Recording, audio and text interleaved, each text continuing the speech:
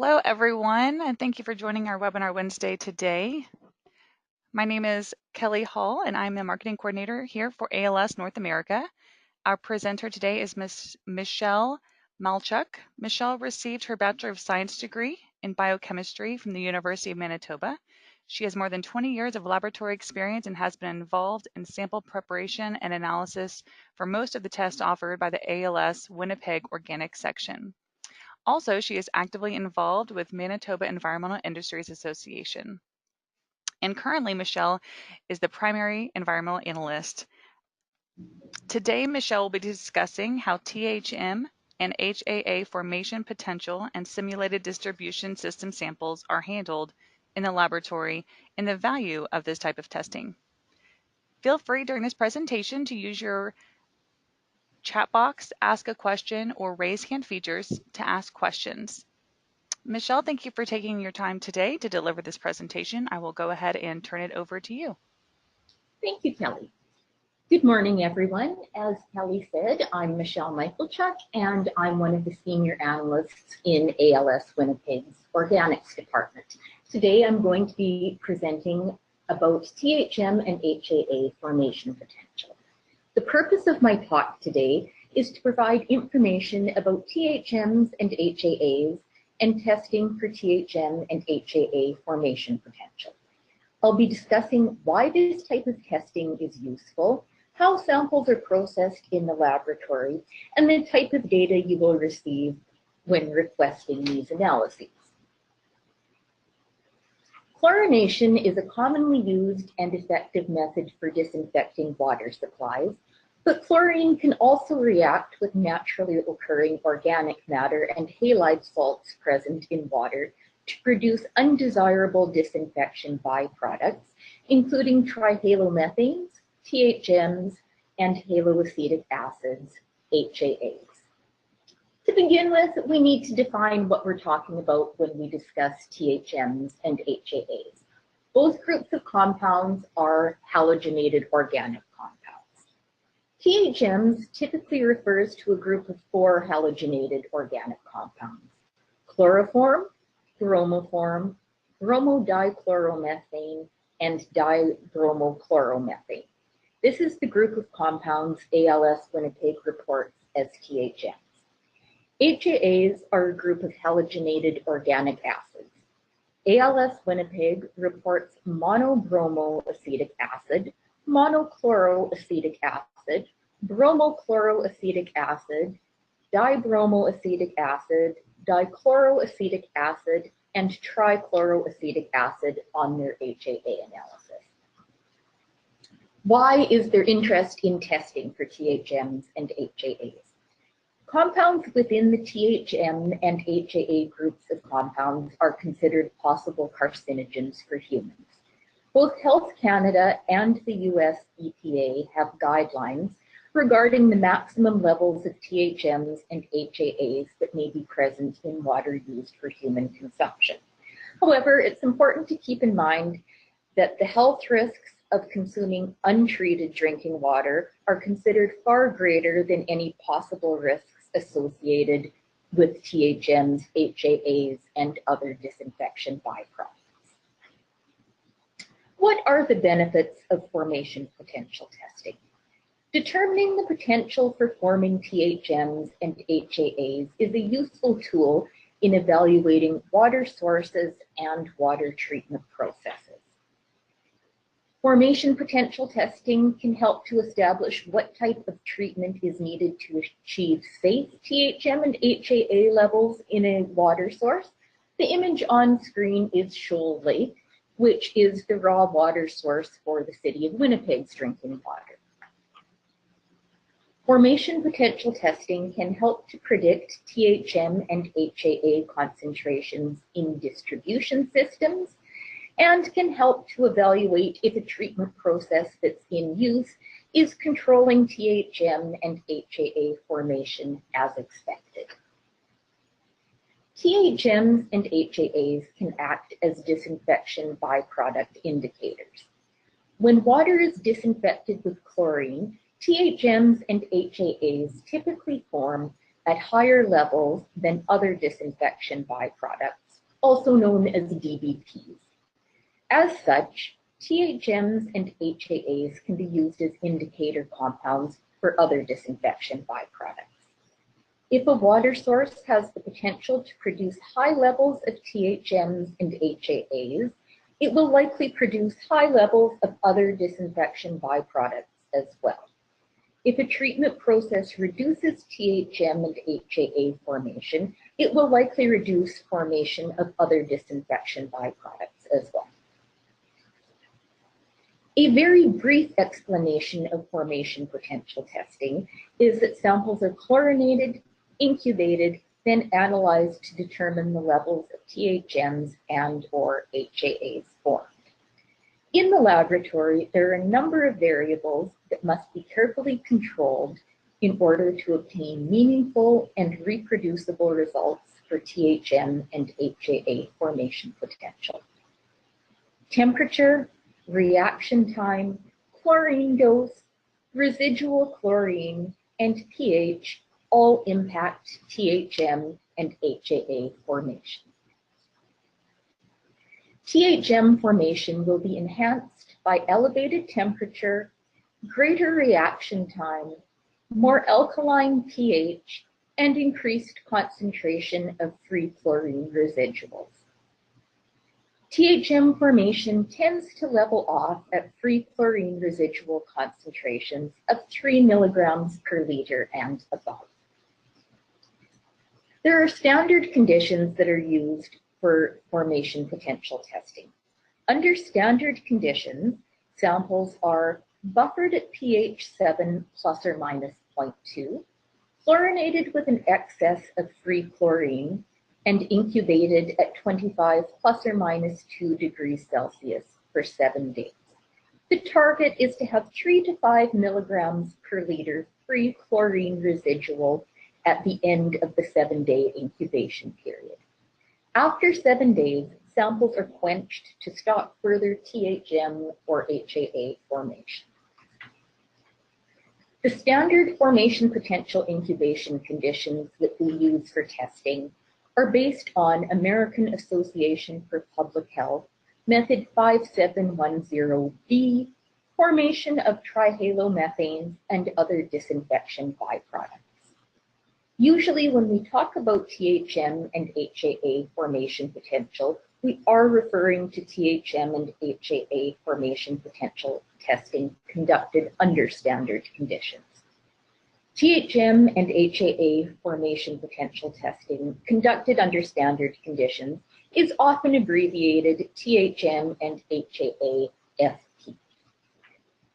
Michelle, there is a question that came in regarding that. The question is, how are samples quenched?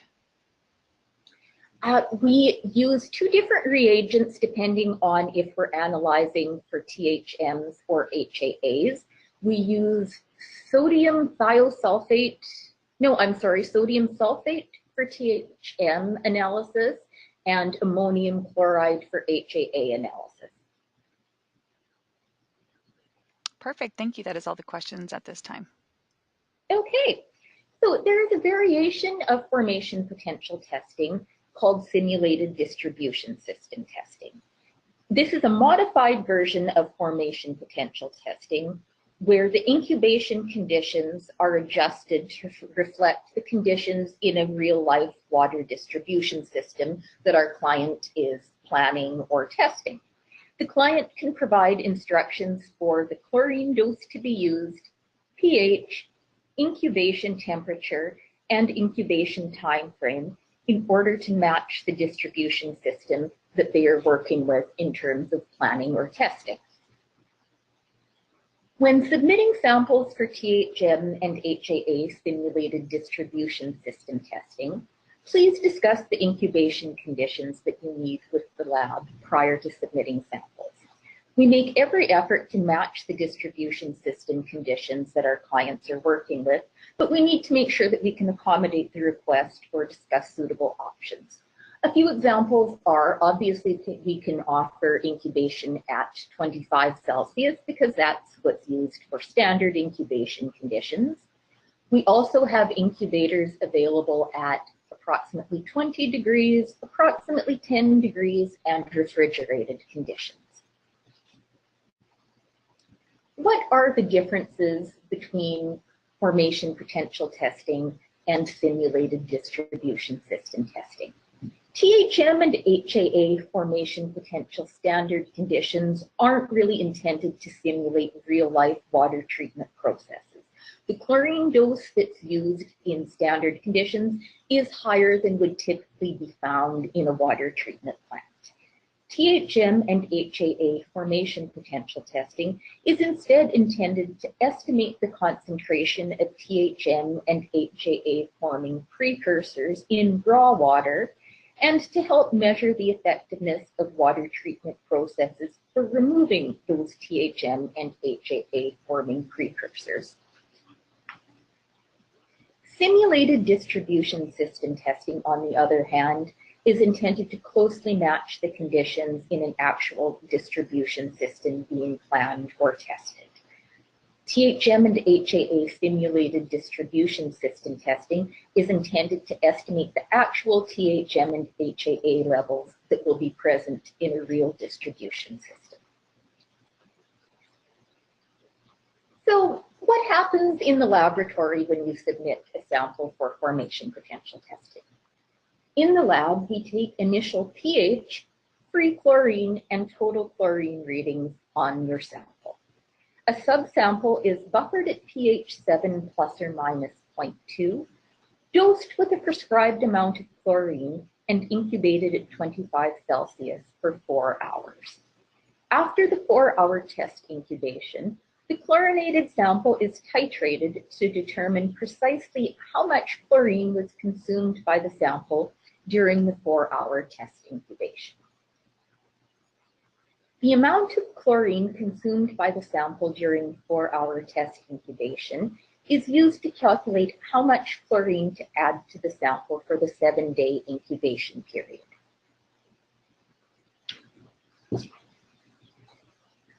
Recall that the target in THM and HAA formation potential testing is to have 3 to 5 milligrams free chlorine remaining in the sample at the end of the 7-day incubation period. To ensure that this free chlorine target is met at the end of the incubation period, 3 subsamples dosed with slightly different amounts of chlorine are prepared for incubation. Each subsample is buffered at pH 7 plus or minus 0.2, dosed with a calculated amount of chlorine, and incubated at 25 Celsius for 7 days. On screen, I'm showing a batch of formation potential samples ready to be incubated for 7 days.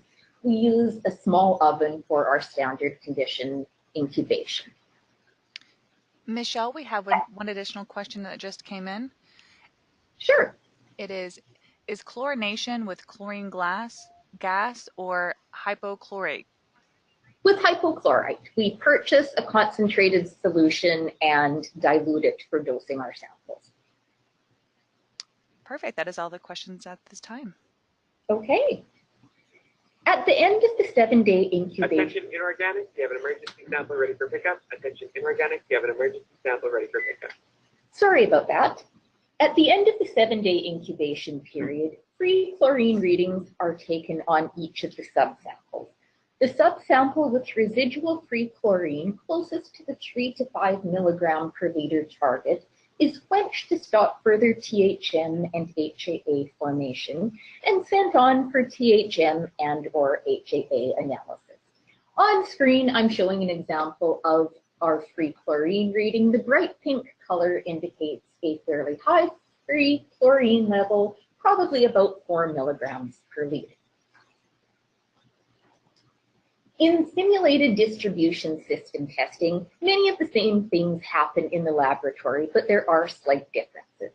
Initial pH, free chlorine, and total chlorine readings are taken on the sample. The sample may or may not be buffered for incubation depending on client request. The sample is dosed with the amount of chlorine requested by the client. Multiple doses may or may not be used depending on client request.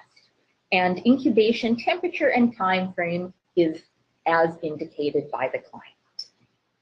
At the end of the incubation period, free chlorine readings are taken on the sample, and the sample is quenched to stop further THM and HAA formation and sent on for THM and or HAA analysis. On screen, I have a 250 milliliter amber bottle, which was used for incubation. The subsample has been poured off into smaller 40 milliliter vials to be sent on for analysis. ALS prides itself on producing high-quality, reliable data. During THM and HAA formation potential and THM and HAA simulated distribution system testing, bench-level quality control tools such as blanks and spikes are prepared and incubated with the sample. Bench-level quality control tools are then analyzed with the samples following incubation. During the analysis procedure, additional quality control tools such as surrogates, internal standards, and instrument control and verification standards are used. Formation potential and simulated distribution system samples may be analyzed for THMs, HAAs, or both groups of compounds as requested by the client. ALS Winnipeg analyzes THMs as a subset of our VOC analysis. We use a gas chromatograph equipped with a headspace autosampler and mass selective detector. Mass selective detection is effective for identifying compounds by both retention time and their ion fragmentation pattern within the detector. ALS Winnipeg conducts HAA analysis using a gas chromatograph equipped with an electron capture detector. Water samples are solvent extracted and esterified prior to HAA analysis. Both our HAA analysis procedure and our VOC analysis procedure are accredited by the Canadian Association for Laboratory Accreditation Incorporated, also known as CALA. So when you submit samples for formation potential testing, what kind of results do you get on your report? For formation potential testing under standard conditions, we report chlorine amount dosed, which is the amount of chlorine added to the subsample that was eventually analyzed for THMs and or HAAs, chlorine amount achieved, which is the free chlorine reading at the end of the 7-day incubation period for the subsample analyzed for THMs and or HAAs, and chlorine demand, the amount of chlorine consumed by the subsample analyzed for THMs and or HAAs. Chlorine demand is the difference between chlorine amount dosed and chlorine amount achieved. And of course, we also report results for THM and or HAA analysis, and this can be reported as individual compounds, totals for the group, or both. When submitting samples for simulated distribution system testing, you receive all of the chlorine dosing information that you would receive with regular formation potential samples: chlorine amount dosed, chlorine amount achieved, and chlorine demand. And you receive your THM and HAA analytical results. But for simulated distribution system testing, we also provide a summary of the incubation conditions used for your sample. On screen, I have an example of a lab report for a sample that was submitted for THM and HAA simulated distribution system testing. I blanked out all of the identifying information about the client ID and the client's name and contact information, but you can see that on the second page of the analytical report, there is a sample comment indicating incubation conditions because this was a simulated distribution system testing sample. As well, there are the individual THM and total THM results, haloacetic acid results, surrogate results for both analytical procedures, and the chlorine readings for amount dosed, amount achieved, and demand. On the final page of the report, There's a brief summary of the methods used for testing and some additional information about the laboratory and terms that may be used in the analytical report. When submitting samples for THM or HAA formation potential, please submit 2 1-liter amber bottles with no preservative. We can do THM and HAA analysis from the same set of 2 1-liter bottles. There's no need to submit additional sample if you require both analyses. But even if you just require one analysis, we still request that you submit 2 bottles of sample. 2 liters of sample is generally sufficient for THM and or HAA simulated distribution system testing as well.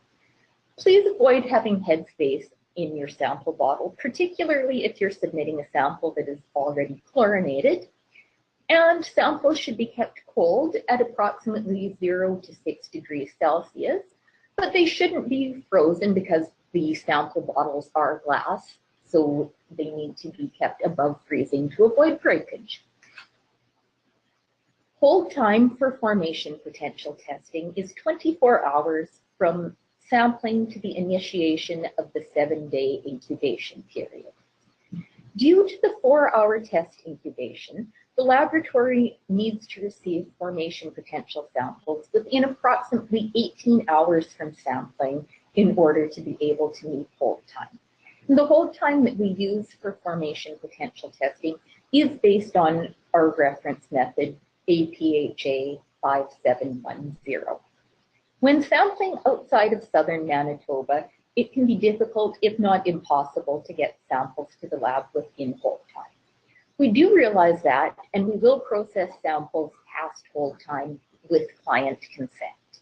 If you're sending in samples from out of province and you know that we're going to receive the sample past hold time, feel free to make note on your chain of custody that it's okay to proceed with analysis. Michelle, we have one question that just came in. Go ahead. If there is no preservative, what prevents more THMs from forming in transit between sampling and in the lab? There isn't a control on that. That is why we ask samples to be submitted so promptly and part of the reason for the short hold time. I will say that generally we receive unchlorinated samples, so that's not an issue, but it could be an issue for chlorinated samples. Thank you. That is all the questions at this time. Okay. There are some special considerations to keep in mind when submitting samples for formation potential and simulated distribution system testing.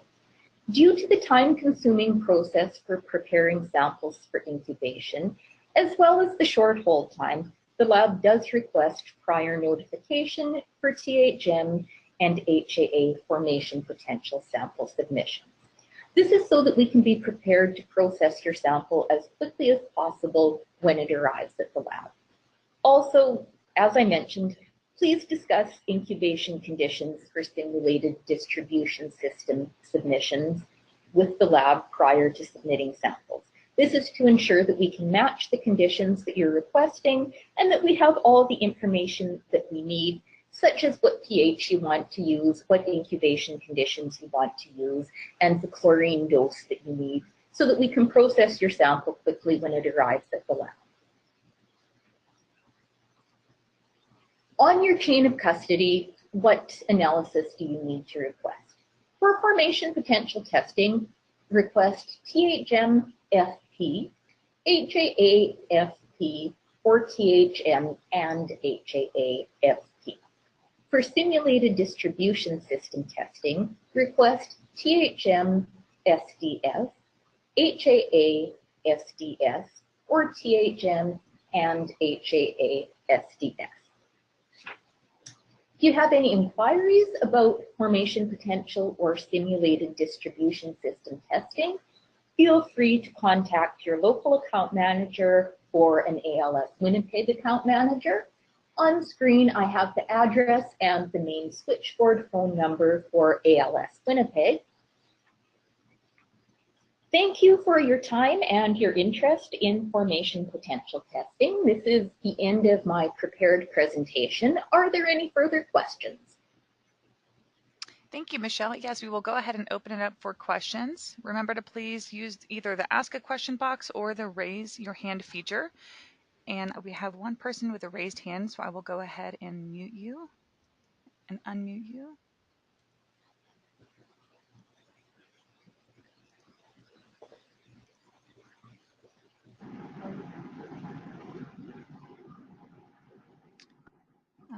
She's not responding, but she did ask a question, so I'll go ahead and mute her again. The question is, are there any TOC/DOC limits for samples? Not that I'm aware of. I don't recall that being a topic that came up in the reference method, so we don't have anything written into our formation potential testing method about that. Thank you. We're still waiting for questions to come in, but I will go ahead and just wanted to thank everyone for attending this webinar today. We have recorded this webinar as well. We do post this on our YouTube channel where you can find additional video resources. We will also be posting this on our website at alsglobal.com. Just search Webinar Wednesday to find this recording and past Webinar Wednesday presentations. And we have an additional question that just came in from Christopher. It says they do total chlorine residual testing at the end of the test run? No, we do free chlorine residual testing at the end of the incubation period.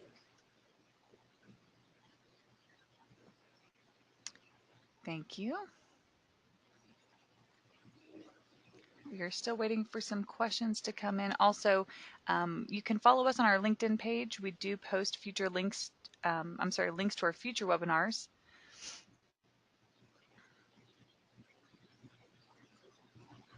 Christopher had a follow-up question. He said, why not total along with the total free? I think that's what he's trying to say. I'm not quite sure. Does that question make sense? The question does make sense, and I have to say I'm not certain why that is the case. Organic, please call 725. Please organic 725. From what I recall from the reference method, there simply wasn't a requirement for total free chlorine reading at the end of the incubation period.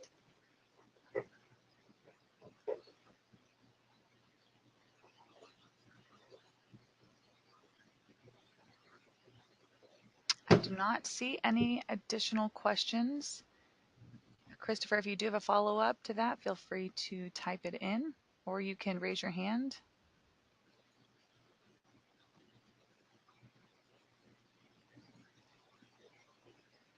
All right, it looks like we have no more questions. So we will go ahead. Oh, one more question. What is the method of free chlorine testing? We use a hack kit for our free chlorine testing. We use that for both total and free chlorine testing.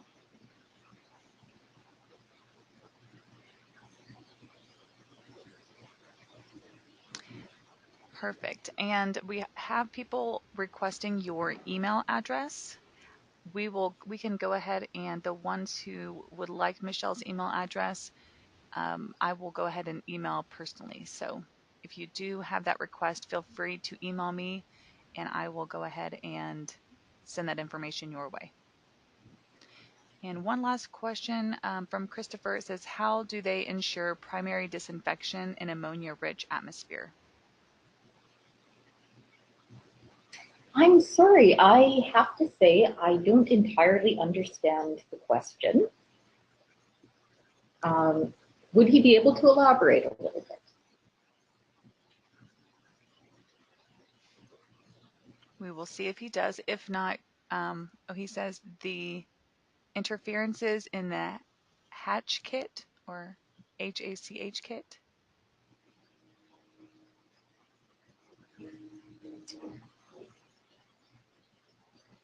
That is something I'm not familiar with. I have to say I don't know. That's okay. I will go ahead and send Christopher your email too. Maybe y'all could discuss his question a little bit further. Sure, that would be great. Thank you. Okay, wonderful. Well, again, Michelle, thank you so much. And thank you for everyone on this call today for our Webinar Wednesday series for attending, and have a great rest of the week.